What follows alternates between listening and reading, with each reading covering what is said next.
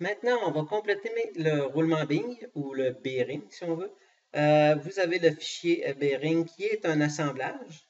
Et on va le compléter en faisant une répétition pilotée par une fonction, telle que vue en classe. Fait qu'actuellement, il y a déjà un assemblage avec une bille, puis on va compléter tout simplement. J'ai déjà ouvert le fichier. C'est assez simple, ou je dirais extrêmement simple, c'est d'aller voir dans notre onglet assemblage, dans le module répétition, aller chercher répétition de composantes pilotées par une fonction. Donc, on clique dessus.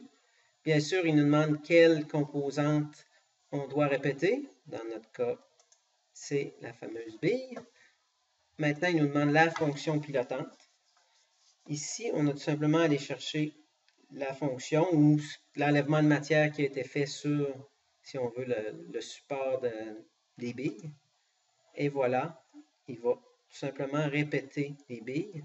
Si vous voudriez omettre certaines billes, vous pourriez, si vous voulez, omettre quelques billes. Mais, comme on sait, c'est pas ça qu'on veut, donc on va rééditer. Et on peut aller tout simplement cliquer puis les rajouter, tout simplement. Ça aurait pu être une répétition linéaire et tout ça, mais dans le cas d'ici, c'était tout simplement la fonction d'origine qui était une fonction de répétition circulaire dans la cage de Béring.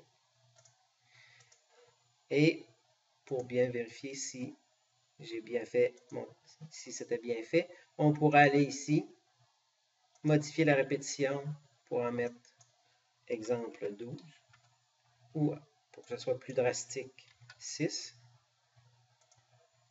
Je vais sauver la pièce, ou je vais sortir de la pièce, puis il va me dire de sauver. Oui. On retourne et il y a bien 6 billes. Donc, c'est ça l'avantage d'utiliser une répétition par fonction, c'est que tout dépendant comment la pièce est faite, ça va s'appliquer dans l'assemblage.